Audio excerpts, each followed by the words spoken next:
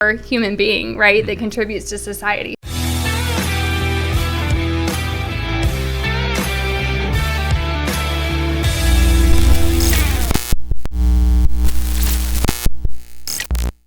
Welcome to Crown and Connections. This is Rob Clemons, and I am in the principal's office at Myrtle Beach High School. That's a little bit overwhelming, but I'll see if I can get through it today. The last time I was doing this, it was because I probably did something bad at school years ago, but anyway.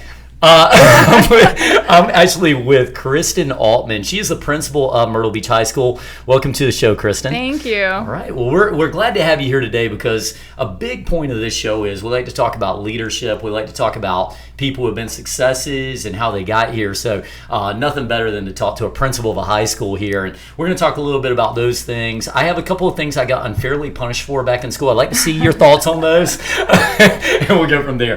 But, well, welcome to the show. Tell us a little bit about yourself. Yeah, so I'm Kristin Altman. I was born and raised here in Myrtle Beach, South Carolina. This has always been home. Wow. So you're a local. I mean, this is... Yes, a true local. A true local. Yeah, anymore, if you've been here for 10 years, you're a local, but you are a true local. Yes, born and raised Grand Strand Hospital. Nice. So I went to school at Socastee High. I was part of the first graduating class of their International Baccalaureate program. Wow. And I guess kind of talking about how I ended up where I did, it's pretty classic story for an administrator, but as a young kid in elementary school, teachers were some of the first people that you really get as a role model that you love and respect, and we find that a lot with our elementary age children. So I was very inspired by my kindergarten teacher, Miss Wood.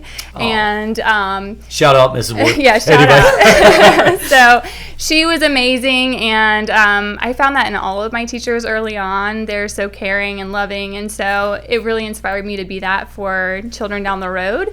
And at that age, I would, go into the classroom, and at the end of the day, I would take recycling papers out of the bin and go home. I'd pass them out to my teddy bears lined up in the room, and I would write on my mirrored closet doors with markers because it would wipe off with Windex. So I would teach my teddy bears and take up their papers, and so that was kind of a daily routine for me. I just always knew that I wanted to be a teacher.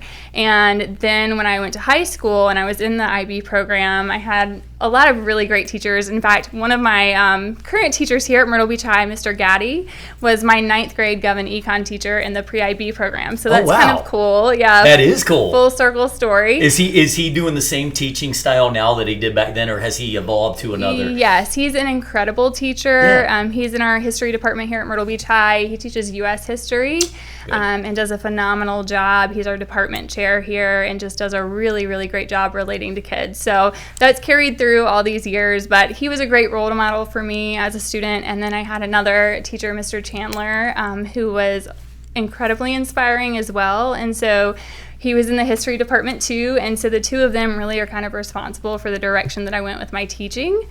So I went on, once I graduated from Socastee, I went to USC, go Gamecocks, and majored in history there with every intention of being a teacher. That was all I had ever wanted and known. And let me, and quick commercial break on this. So you're telling me that from the age of 5, you were already starting to get the inclination you want to be a teacher. Yeah, absolutely. That's amazing, man. I'm going to say this because I think this is relevant for the people today. There are a lot of kids who are in their 2nd, 3rd year of college who don't know what they want to do with their life yet. Here you are, 5 years old. You're like, this is my thing, right? Yeah, that's but so cool. For a lot of educators, that's not so unusual. I think that it's just really innate for a lot of teachers. I hear you. And then on the flip side, though, if you are in college right now and you're not sure what you want to do, it's never too late. Mm-hmm. We have teachers that are in their 40s and 50s that are going back to school now to join the field of education because they're so inspired by the impact that you make in kids' lives. So, cool. I don't think there's one right path or one right way to get here, but it's such an important path and need for our kids. Yeah, no doubt about it. So keep going. Sorry, I was inspired by that. That's cool. Okay, so you're back at your University of South Carolina. Yeah, so majored in history at USC. To teach at the high school level right now, you major in your subject area that you're going to teach, and then you get your master's degree in education. So I graduated from USC with a bachelor's in history, and then went into the MAT program, which is the Master's in the Art of Teaching at Coastal Carolina University. Now we're talking. See, a bunch of CCU grads on this show. So, okay, gotcha. Yeah, so I actually graduated early from USC, which was fortunate. That was part of that IB program and the curriculum there. I earned college credits going in, so I was able to graduate early from USC. And at that point, had met my future husband, who was back at the beach, and I really missed home. So I was only away from Myrtle Beach for 3 years before I decided it was time to get back to my family and my roots. It's funny, only 2.5 hours away. As much as I love being a Gamecock, there's definitely a different feeling in the city of Columbia versus the feeling of the city of Myrtle Beach. Really? What's the biggest difference in your opinion? I think it's the coastal vibe, just coastal vibe, yeah. It's a presence here, that friendliness. It's a little bit slower paced, and it just was home. A lot more flip-flops here. Yeah, for sure. Straight through the winter. Even this is one of the places where even your real estate agents, they'll come in wearing shorts and flip-flops, and you're like, okay, that works here. Yeah, it works. I get you, all right. So came back home, did my master's in the art of teaching through Coastal Carolina, and then was hired actually out of my internship from that program at Georgetown High School in Georgetown County. Wow. So I spent my first 5 years teaching at Georgetown High. I was the varsity cheerleading coach, the student council sponsor. We started a sister schools program with a high school in Aarhus, Denmark, and actually traveled overseas with our students, which was a really, really incredible experience to be able to provide to our kids. So, and in the midst of all that, I had a really good colleague friend who taught next door to me. We had done the MAT program together, and he wanted to be a principal. That was always his goal. He knew from early on he wanted to be an administrator. So you also have kids who are like, I want to be a principal one day. Right. All right, gotcha. So, and you, that was not me. Okay, gotcha. All no, right, so I never envisioned going into administration at all. It was always about being a teacher.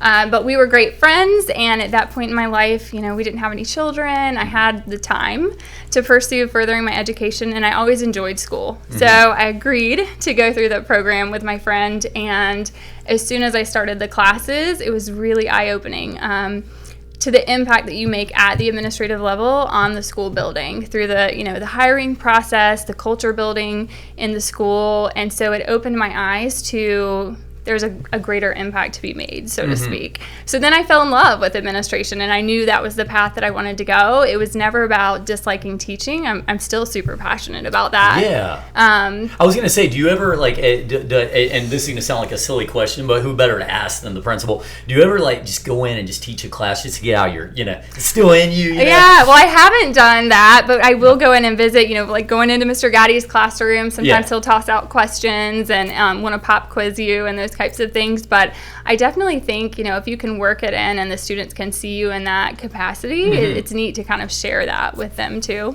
Makes sense. Okay. So, yeah, something to consider down the road. Yeah. Well, I was just thinking, you're kind of like, hey, teach, take the day off. I'm going to come teach this class. Yeah. Well, I think that would be a really neat thing to be able to do, and I think our teachers would certainly appreciate that as well. I think maybe we could call this the Rob Clemons theorem, and we could just make a whole thing out of it. You're onto across something. The state. Right. Well, that's very cool. So as you've gone through this, there's been a lot of inspirations along your life. I mean, you go back to the kindergarten teacher. Do you look at your style as a teacher? Do you look at your style and say you emulated one of them at all, or is yours just totally different? Yeah, no, I definitely think so. Teachers are constantly challenged by the changes of society, and there's a lot of pressure on our educators because of accountability, which we know is important, right? Because we have to be able to understand where our students are and what their progress and growth looks like. But inherently, there's a lot of pressure that comes with that on our teachers. And so sometimes I think that pressure limits the creativity that sometimes our staff feels like they can express. But ultimately, yes, definitely. The best instruction is that which is engaging and is able to capture students' interest and make the learning relevant to their lives. So my goal as a teacher was always to develop a really strong relationship with the kids. And a lot of that was done through working with student council and coaching cheerleading, because anytime as an educator that you can be involved in their life outside of the classroom setting, it inherently lets you build a better rapport with the kids. And so then you can take that back into the classroom, and the level of respect is a little bit different. But in terms of the actual instruction and teaching going on, aside from having amazing teachers in the field, I also just was super passionate about history and the subject matter. Wow, and that always makes it easier, right? To be excited about the work that you're doing. So it was kind of like two great loves coming together in the classroom. I hope that answers. No, I mean, it's a great answer. And, one of the things is that I look back on myself. If I look back at high school Rob and I look at grown-up Rob, right? U.S. history, world history, I'm like, oh, my God, I got to pass another test on this. Nowadays, I read it for fun. Right. So for the kids who might be listening, just know that one day you might be looking back, 10 years ago when you were in high school, like me. I'm looking off camera because my marketing director picks on me all the time.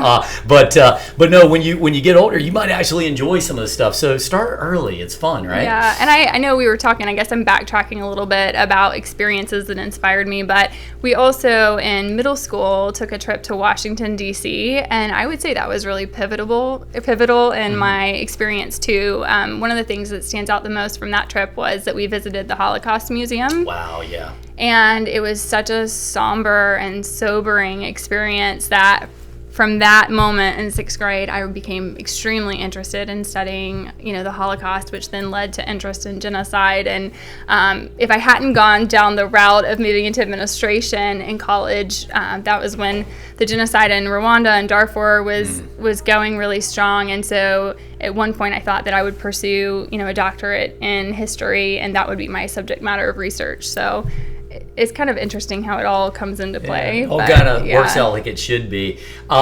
So as far as your moments of growth, you talk about going this trip to Washington.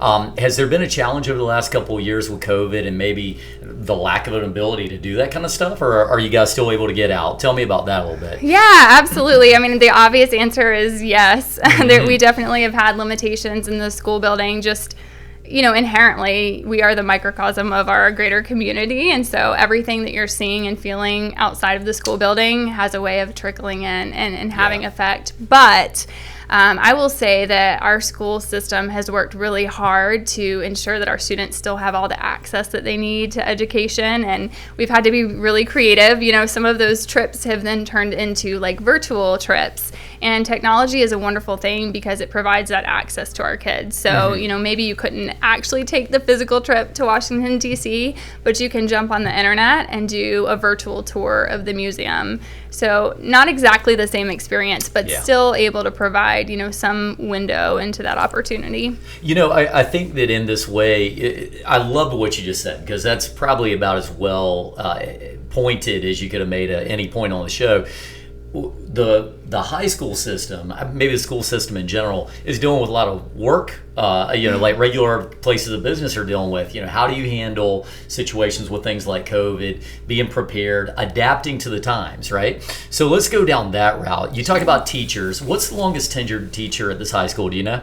Oh my goodness. We have staff members that have been here for 22, 25 years. 25 years. Okay, yes. That's great. So they're spanning a couple of generations at least, right? How are teachers evolving their teaching style to deal with the younger generations? Because obviously you talk about Gen Z is a lot, mainly what you're teaching right now in the high school level. Have there been evolutions in the way that we try to get through to that younger group as opposed to what you might have done 15 years ago? Yeah, absolutely. I mean, pre-COVID, of course, our students are changing and largely because of technology, and that just naturally is what it is, the access to it. Every kid almost has a cell phone and they have access to these apps and information at their fingertips. And not only do they have that, but that's what's interesting and appealing to them. So prior to COVID, our teachers were having to learn to implement different types of technological tools and websites and things that would capture the students' interest in a different way. But COVID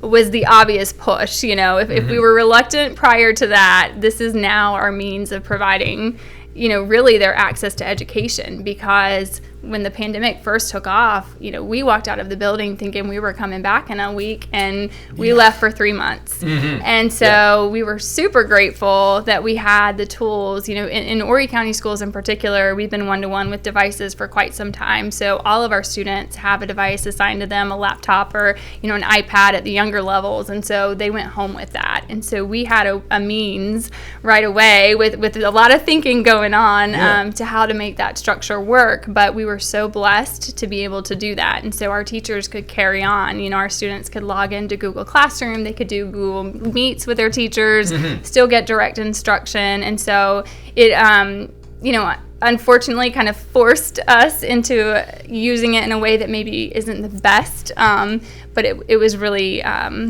fortunate that we had the opportunity to. So well, I mean, it's interesting because in a weird way, what happened here is you got into a situation where the young generation, they're using Venmo and they're using just apps for everything, right? And then we almost got forced, almost accelerated by force into getting down with technology in general in the way that you're going to teach and the way you're going to do things. So did you find that when it came to coming back to school, was there much pushback on that front from just a general level? I mean, as far as people saying, well, I don't feel comfortable coming back to the classroom now. Yeah, so honestly, I think any reluctance that we had was just purely from a safety perspective. Everyone was really uneasy. We all had so many questions about what this pandemic was going to look like, what were the true implications, how could we keep campus as safe as possible. But again, our health services team did a lot of hard work at the district office in conjunction with DHEC and ensuring that we had protocol in place that would maintain the health and safety of our campus and students. So that aspect aside, our kids were so excited to come back to school. Right, yes. Okay. Just like us, they left that day thinking, okay, we don't know what's going on. Maybe we're going to be out for a week or maybe 2, but having no idea that they would end their year. I mean, we had seniors in high school that's how they ended their year. That's how they ended their high school experience. So our kids, for the most part, were thrilled to come back to school. And I think our teachers were too. We didn't become educators because we are recluses that want to sit in isolation. Most of us thrive off of that socialization and working with our students. So they were so happy to have life back into the building because the kids are the life of this campus. Well, that makes a lot of sense to me. So when they come back into the school system, they get back into day-to-day in-person classes. You told me something before the show that I thought was pretty interesting. You talked about this is about socialization, right? A part of school is about that social aspect, developing your character and who you're going to be and how you're going to communicate. And you didn't get a lot of that. So there's that first day of coming back and the cafeteria is full. Tell me a little bit about that. Yeah, well, I mean, it was definitely an interesting transition for everybody. And initially, when students returned to campus, we were operating on a hybrid model. So we only had 50% of our kids here every other day, a type of situation. And initially, our students were still eating in the classroom. So it was a really slow kind of roll back into a regular learning environment. And finally, when things had started to see a real reduction in the numbers here locally, we were able to transition back to having, returning to campus first thing in the morning, going straight to the cafeteria and being able to socialize with your friends. And then also at lunch, going back to the routine of eating your actual meal in the cafeteria. And so we were so thrilled as a leadership team and our teachers, I know for sure as well, to be able to say, hey, we're going to make this movement and we're going back to a more traditional style. And our kids were very excited too, but they were also really, really nervous. Yeah, I can imagine. Yeah, I mean, we had, if you think about it, in the last 4 years, we've not had a normal or standard type of year for our students. Prior to the pandemic, we had Hurricane Florence, which resulted in 3 weeks out of school for our students earlier on in the school year because we had some really tragic flooding in the community. And so, there was 3 weeks out there, and then the following year, we had 3 months out when the pandemic started, and then since then, the next 2 years had not been traditional at all in terms of model. And so we have kids coming in their senior year who've never had lunch in the cafeteria. They haven't had that chance to just mingle with their classmates, or some of them even get to really know their classmates in that capacity. So it was a big transition trying to make sure they warmed up to that environment. And we really, as teachers and a leadership team, tried to encourage them to talk to each other. We kind of, I think as a society, have become so dependent on our cell phones, and it's kind of the comfort zone. Even as adults, if you look around in a restaurant and people are eating meals together, but they're both on their phones, or you walk down the sidewalk and instead of saying hello to the person crossing your path, it's more comfortable to look at your phone. So right. we're at an For unusual place, I think, as a whole in our society, but it definitely is so important that our kids are learning that socialization and how to just have an in-person conversation and look somebody in the eye. And, I think we said earlier, shake a hand. Mm-hmm. So we've seen a big improvement in the comfort level of our kids over the last couple of months, but it definitely was a big transition. Well, it's cool that you mentioned that, and I appreciate the concept here, because we were talking a little bit beforehand about, I've talked to some other faculty for some other schools, and they said this is a challenge, right? It's the soft skills as much as it is about learning history and math and all this, but it's actually the ability to maybe write a good resume or to shake somebody's hand and look them in the eye. So from the teacher's perspective, that's obviously going to be a challenge. Now, it's going to sound like I'm making a joke here, but kind of seriously. So back in my day, as I like to say, if the teacher was really upset with you, you know what they could do? They could pull out a paddle and literally paddle you. Now that's going back. This is true. So now, as we get to this era, how do you, without the absence of physical force, how do you teach kids that they did wrong? What's the methods now? Oh my goodness, what a loaded question. So, I just want to know. I'm curious, Yeah, I mean, we definitely want to partner. I think that's why the relationship with our parents and our community is so important, because a lot of that, the basic fundamentals, start in the home. Mm-hmm. But on the flip side, kids are spending more time in the school building and in the campus and with our teachers often than they are, with their own parents. And I can say the same for my children, because we spend 8 hours a day at school. Mm-hmm. So there is a huge responsibility on the school's end of things to make sure that students are held accountable and that they understand expectations, and that, just like you said, yes, we're preparing them academically and they're earning this diploma, but is that all? We really, our goal is to, yes, do that, but then to make sure that holistically they're developed, and that when they leave our campus, they're prepared, whether it's the military or they're going directly into their career or onto college, whatever their path is, that they can do that successfully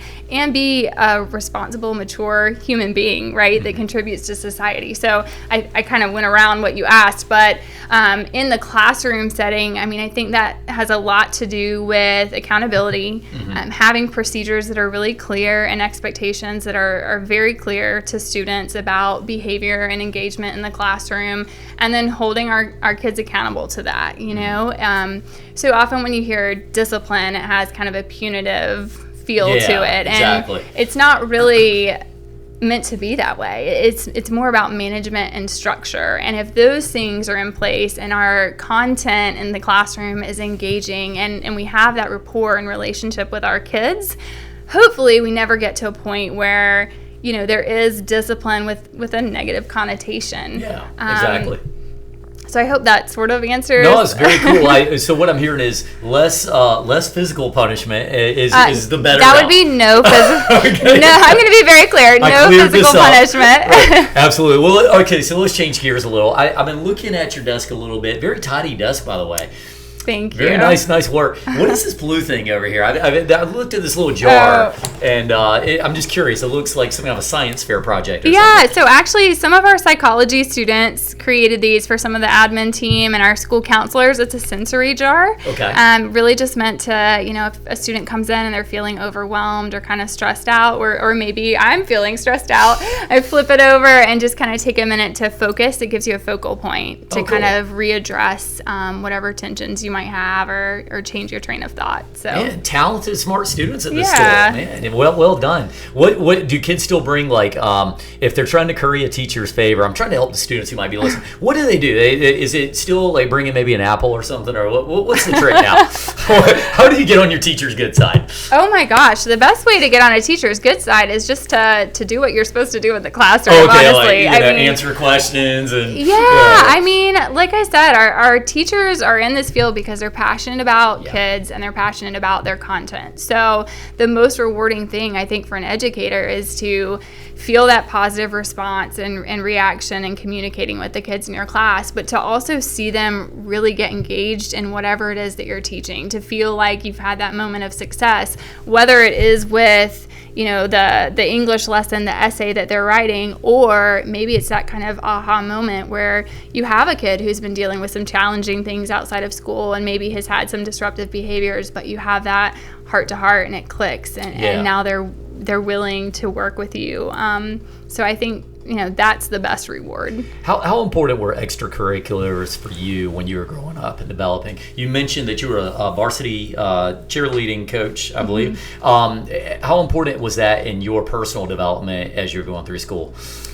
Yeah, I mean, it was essential, I think, and that was all I ever knew. I mean, growing up, my parents had the perspective, the busier you are, then you're going to stay out of trouble, and you're also learning a lot of really important skills, from socialization at a young age. I took dance for 9 years and then transitioned over to cheerleading in middle school and did competition cheer and took gymnastics for the tumbling aspect to make sure that I had that for cheerleading. So, and then, of course, on top of that, I was in student council myself, so held leadership roles there, and just was really involved in different clubs and honor societies in school. So it seems obvious, I guess, in retrospect, the impact that had, because then as a teacher, what did I end up doing? I ended up being the student council supervisor and coaching cheerleading. So, it's pretty obvious, I think, the impact. But I think the lesser obvious impact maybe is just the crucial skills in socialization and how you deal with conflict, and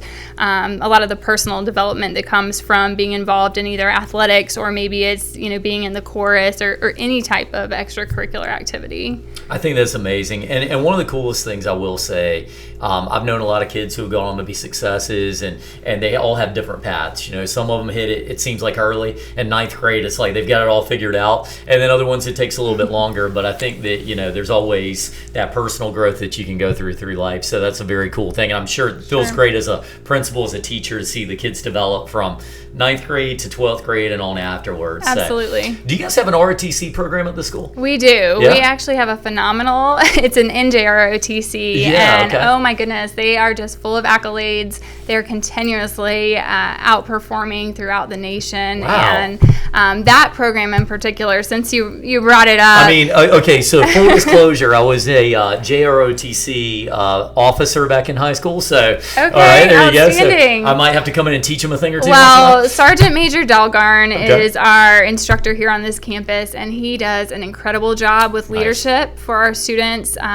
Aside from the work that they do in the ROTC classes, they are true leaders on this campus. They do a lot of kind of anything, honestly, that you ask them to do. They're always willing to be a part, and they want to be a part of everything. They present the colors at almost any activity that occurs on campus. So they're phenomenal, and we really couldn't do it without them, I have to say. So do you think your ROTC program would be willing at one of our next, we're big supporters of veterans at Monarch Roofing, where I'm the general manager. Do you think they might be interested in coming to one of our Roof for Troops events and maybe taking part of it at some point? Yeah, absolutely. They would love that. Awesome. What's the culture here at Myrtle Beach High School? You mentioned culture earlier. I thought that was a really, really powerful word. What would you say the culture is if you had to describe it? It is, I'm honestly kind of like an international family, if you will, and that probably sounds kind of wild, but we're super family oriented here and very rooted in tradition. This community is very special, and we have, I've got students here who are 5th generation Seahawks. Their great grandparents went to Myrtle Beach High School. But what else is cool about this particular cluster is that we're all right here together. So if, you look out the office window, you can see the elementary school and the middle school in the distance. We're right physically located together. But we also only have one school at every level. So you make your way through the primary, the early childhood, the elementary, the middle, and then you're here. So we have this unique student body in that a lot of our kids have come straight up from kindergarten on to the high school, and they've grown up together this whole time. Or they've come in from out of state or abroad, because we have a very large population of international students on this campus. Do you know like what percentage it would be? Is it even rough? Well, okay, I'm going to throw in some educational lingo. Let's do it. Here. I love it. All right. We have 24% of our students for this upcoming year qualify as multilingual learners. Wow. Okay. Which is a very large group of our population. It's the largest in the county. And so within that, we have actually 26 different countries represented for the upcoming year and 18 different languages spoken by our students. So, gosh, wow. Yeah, I mean, so you can imagine culturally the diversity that's represented here. But what's even more beautiful, and that's why I said international family, is because regardless of where any of our kids have come from, whether they grew up in the cluster or they've come over from Uzbekistan or Brazil, our kids just get along. Brazil, eu falo Portuguese. That's about all the Portuguese I know. Sorry, go ahead. Yeah, no, but so they just, our students are really cool in that way, that they just have a way of meshing together and respecting each other, and there's a lot to be learned from that type of diversity. So it's a really unique place. I think that's really an interesting angle. And for Myrtle Beach, you think about all of the incoming people. We've been one of the largest growing areas of the country for years now, and so you can imagine we do have more of a diverse population than maybe some of the other areas in South Carolina. So that's really, really cool. So I love that. It's a good culture to build off of. It seems like you're doing an amazing job here, and school should be very proud to have you for sure. If there was any last thing you want people to know about yourself, what do you think it would be? Oh, gosh. Well, I came into this position as principal in the middle of the pandemic. And so we talked a little bit earlier about just the challenges with that, wearing a mask for essentially my first year in the role. And so I'm just so excited about starting year number 3 as really our first kind of normal, if you will, year together. We're starting with very few limitations in terms of the opportunities we're able to offer our students this year. We're going to be having pep rallies for homecoming again, and parades, and field trips are a go. And so all of those opportunities, those things that I loved so much as a student, now we can extend to our kids. And so that just feels really exciting and wonderful to me. So, I think to the parents and our students and our community in general, I'm just excited about being out there and seeing you guys and having fun together and learning and growing together. That is the coolest way that you could have possibly described this. If I'm a parent of a student that's coming to the school, I want to know that my principal is excited about the school year, passionate, ready to get back to this thing and make great things happen. Kristin Altman, thank you so much. Principal Altman, should I say that? I'm back to my school days. Thank you for being on the show. I think the school's got great leadership with you, and good luck with the upcoming school year. Thank you so much. It's been fun. Absolutely. Great. Well, this is Rob Clemons. I'm signing out with Crowning Connections. We appreciate you guys being here. We'll see you next time.